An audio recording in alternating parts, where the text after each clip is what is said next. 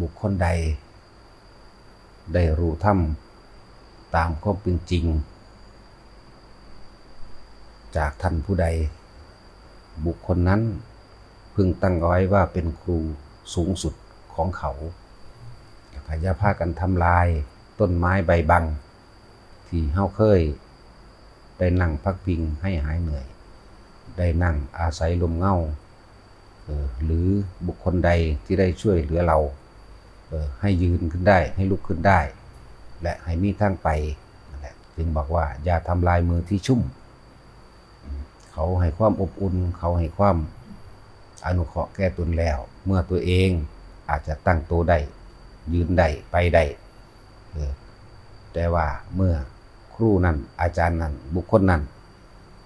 อาจจะผิดพลาดอย่าพยายามซ้ำเติมเขาหรือกล่าวตูตามน้ำคืออย่าไหลไปตามกระแสของคนที่นินทาแต่ให้ตั้งไว้ว่าบุคคลนั้นเป็นครูสูงสุดของเราพึ่งเขาไปทำการช่วยเหลือปกป้องเหมือนกันกับต้นไม้ที่พวกเฮาเคยนั่งพักพิงอาศัยหายเหนื่อยเหงื่อไหลไข้ย่อยห้อนแดดได้พักพิงอาศัยลมเงาของมันแล้วแม้แต่การไปหักกิ่งก้านล้านใบให้เกิดความเสียหายหรือไม่ปกติที่มันเป็นปกติแหละบุคคลนั้นเรียกว่าเป็นผู้เนรคุณหรืออกตัญญูก็ว่าได้คนจังนั้นสิหาความเจริญในบั้นปลายชีวิตบ่ได้นั่นแหละจังหวะนี้จังว่าแต่ละคนมีพึ่ง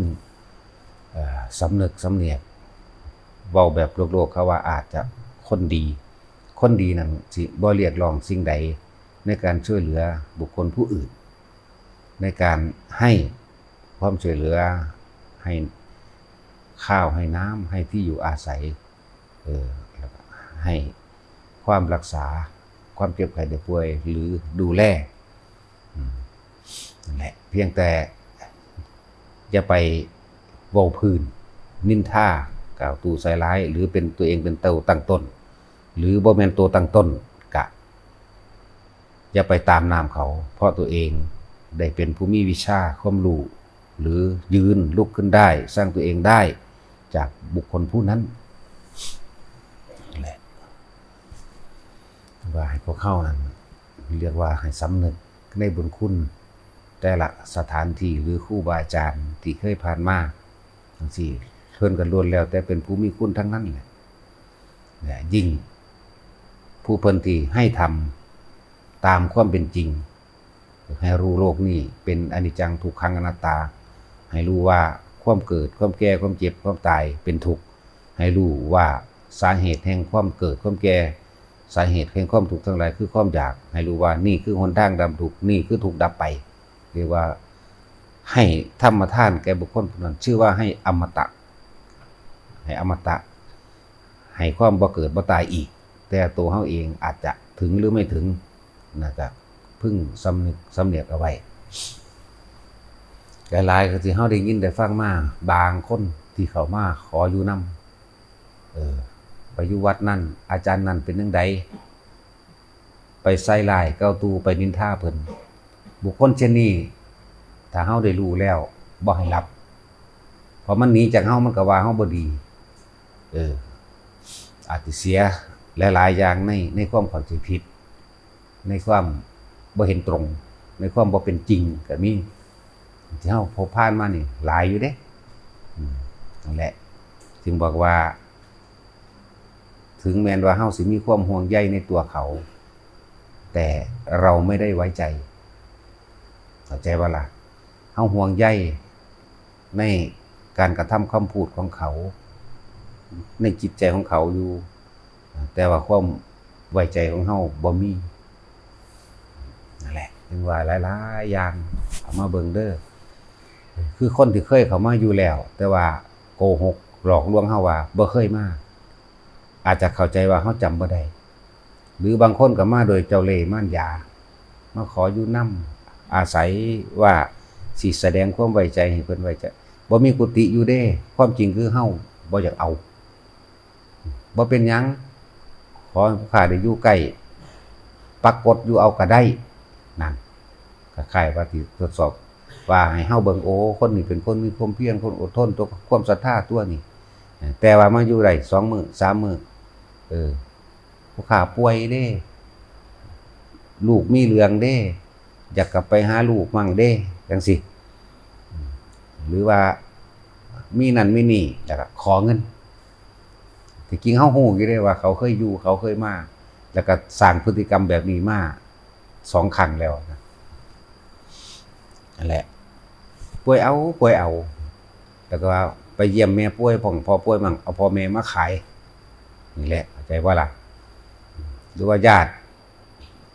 ผู้นั้นผู้นี้ที่มีพระคุณตายายมาขายเพื่อสิหลอกลวงขอเงินแต่ว่านี่ก็มี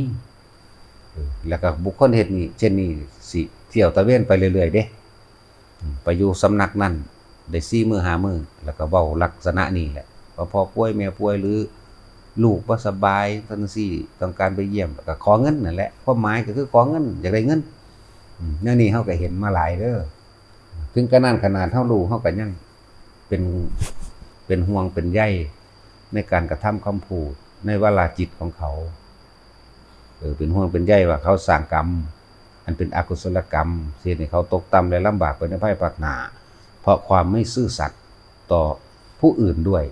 แล้วเพราะทุกอย่างการกระทำคำพูดทั้งเบิดก็ไหลลงสู่ตัวเองนี่แหละ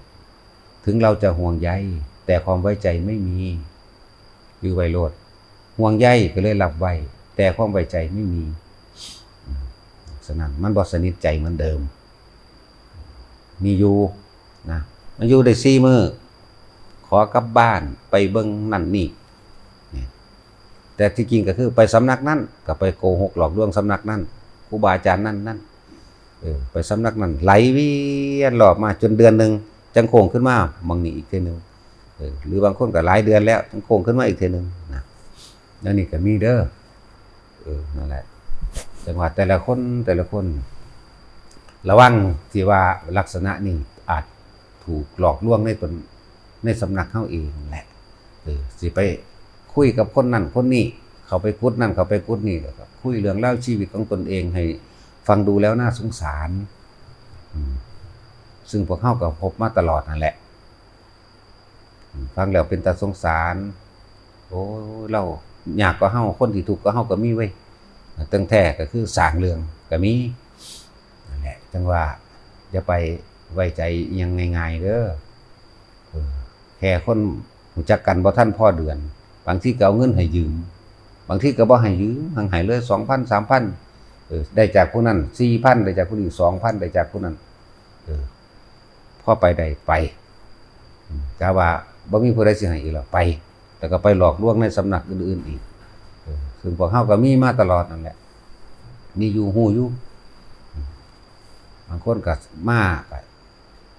คือสิศรัทธาคือจังสิตั้งใจมาแบบว่าแล้วก็มาหวังได้สวัสดิการบางอย่างจังซี่ได้ก็ไปก็มีเด้นั่นแหละแต่แบบนี้ก็พวกอันต้อนรับหรือพวกลงทะเบียนก็เบิ่งเอาชื่อเอานำตัวเด้อบ่เอาถ้าชื่อได้อยู่ว่าเป็นคนแบบนี้บอกครับผู้หนึ่งว่าบ่เคยมาบอกกับอีกผู้หนึ่งว่าถ้าเขาไปทักว่าเอ้าคือเคยเห็นหน้าอยู่โอ้เคยมาแล้วตั้งนานนี่ปีนคำปั๊บเลยจังสิไก่เบิ่งอย่าเอาจะขึ้นมาเด้ออันผู้นั้นหลายอยู่ดอกบางคนก็หน้าด้านถึงกับเฮาไล่ไปขนาดมันก็ยังบ่อยากไปเลยมันธรรมดาพวกบางคนประโยชน์จักสิมาเอาอีหยังก็จังว่าสถานนี้เป็นสถานที่ฝึกตนฝึกคนให้เป็นผู้เสียสละฝึกตนสร้างคนให้เป็นพระบ่แม่นให้มาเอาให้มาละนั่นแหละมันก็มีทั้งแบบนี้แหละเคลือบแฝงเข้ามาแม้ขนาดทางว่าผู้บวชเข้าใจว่าวัดเฮาสิมีเงินรับเงินจังซี่บวชเพียงวัน1 2วันเข้าใจว่าสิได้ซ่องสิได้นั่นได้นี่เนาะมันมีบักนึงอยู่บักอ้วนๆดอกบักนั้นมาฮอดแล้วมันเบิ่งแล้วว่าบ่เป็นตาได้เงินก็เฮาบ่ให้รับเงินก็ฮู้อยู่แล้วก็บอกอยู่แล้วได้จักมื้อได้มื้อที่3เห็นตะกองผ้าเอาเหาะอยู่กับบาท ให้หมู่มารับหนี้แล้วบ่ได้เงินก็ส่งหมายเลขบัญชีมาขอเงินเอาหน้าดื้อๆด้านๆถึง2ครั้ง3ครั้งก็มีนั่นแหละหลายแบบหลายอย่างบางคนก็อาศัยว่ามาบวชแล้วก็นัดกันไว้ว่าสิไปอยู่หันอยู่นี่นะเห็นบ่เฮ็ดตามกิเลสเฮ็ดตามมันตัณหาอุปทานที่เจ้าของยึดไว้เด้บางคนก็เลยบวชแล้วสิมาอยู่ให้ดอกว่าเด้ไปสร้างศรัทธาไว้ตอนอาจจะบ่ทันได้บวชแต่ก็ไปรับปากกันไว้ว่าจะไปจังซั่นสิบ่ได้มีความเคารพพระศาสดาเลยพระวินัยเด้พระศาสดาคือพระวินัยเด้ทำแล้ววินัยนั่นแล้วจะเป็นศาสดาแทนเราตถาคตบ่ฮู้จักได้คำว่าถือนิสัยพ้นนิสัยบ่ฮู้จักบ่ทันได้ขอวัดปฏิบัติบ่ทันได้เอาตัวรอดนั่นเอิ้นว่านิสัยถือนิสัยบ่ทันฮู้จักขอวัดในตนเองแต่คำเว้าไปสร้างว่าทะโวหารถึงนิพพานไปแล้วจังซี่นะคำเว้าแล้วก็เฮ็ดไปมันสิไปเอาหยังมาได้ในเพิ่นว่าวินัยเบื้องต้นก็ยังบ่ได้นั่นแหละหลายๆอย่างที่เฮาฮู้เฮาเห็นว่านี่บวชแล้วมื้อเดียวไปเลยก็มีบ่ออกจากโบสถ์มาปุ๊บไปเลยอาจารย์ผมว่าสิไปจำพรรษาอยู่หันอยู่นี่เด้ผมได้นัดชาวบ้านไปแล้วจังสิก็มีแหมมันบ่ได้เข้าใจหยังตัวนะถ้าเป็นประเภทนั้นจะมาเด้อบ่เอานั่นเจ้าไปเจ้าก็ไปบาปคือเก่านั่นแหละเอาเถอะหน้าเจ้าสิบาปเอาบวชเอาบาปหรือสิเอาบุญก็เอาเถอะหน้ามันบ่ไปใส่ดอกมันก็ลงจากของเองเบิดนั่นแหละคำเว้าตอนว่าหันได้บวชก็ก็ฮู้จักก็ละบ่เว้ยเว้าปานอรหันต์บัดสิไปพุ่นไปสวดมนต์ข้ามปีก็นะบัดสิไปก็ว่าไปทรงเจตภูมิจิตวิญญาณไปปลดปล่อยภพภูมิซานโอ้ยแบบตัวเองก็ยังตกอยู่ในมหาเวทีสิไปปลดปล่อยผู้ใดๆนั่นแหละหลายอย่างก็ดอกที่เฮาฮู้มาที่จริงเฮานั่นห่วงใยแต่ว่าหมดความไว้ใจห่วงใยในการกระทำคำพูดในสิ่งที่มันอยู่ในใจเขาจักมันรู้บ่รู้ล่ะแต่ว่าเวลาเขาเว้าออกมาปุ๊บความจริงสิเกิดภาพขึ้นมาทันทีสิเกิดภาพซ้อนขึ้นมาในโตเขานี่คือความจริงอันออกจากปากนี่คือคำเท็จนี่มันสิกบเกลื่อนกันไว้กบเกลื่อนกันไว้แต่ความจริงมันขึ้นมาคือเก่านั่นแหละจังซี่เฮาฮู้อยู่พยายามที่สิให้ข้อคิดต่างๆสารพัดแต่ก็บ่ฟังเพราะว่าเขาตั้งท่งไว้แล้วตั้งหลักตั้งใจไว้ว่าเฮ็ดแบบนี้สิเฮ็ดแบบนี้ไปแบบนี้ว่านะแต่ว่าบ่มีเงินบวชว่าง่ายๆว่าบ่มีเงินบวชมาอาศัยการบวชแล้วสิหนีไปเฮ็ดไปตามกิเลสเจ้าของคือเก่านะแบบนี้ก็มีแต่ก็ดีอยู่เฮาได้บวชส่วนคนที่เป็นเจ้าภาพบวชหรือแต่ละคนก็ได้อานิสงส์ตามนั้นแต่ผู้บวชมันสิรักษาอานิสงส์60กับมันได้บ่นั่นแหละเหมือนกับว่านี่เพิ่นให้ทุนไปแล้ว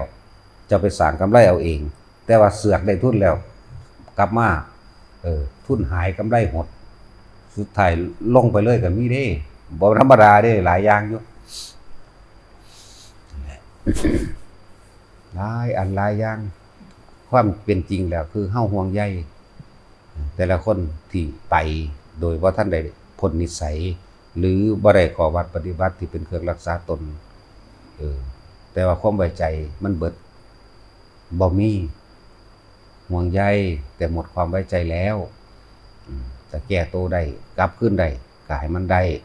จะคิดได้เมื่อสายไปแล้วจะจังได๋มันก็ภาวนาบ่ไปดอกมีแต่ตัณหามีแต่อุปทานมีแต่ความฟุ้งซ่านมีแต่จินตนาการมีแต่สร้างวาทะอันเป็นน่าเชื่อถือแหวกแนวเฮ็ดให้ทึ่งเฮ็ดให้คนสนใจเจ้าของนั่นมันสิไปจังซั่นเด้สร้างศรัทธาโดยลักษณะสร้างคำเว้านั่นแหละแต่ความจริงภายในมันรู้อยู่ในนี่แหละเวลาเว้าออกมาแต่บ่เป็นจริงความจริงคือปรากฏโลด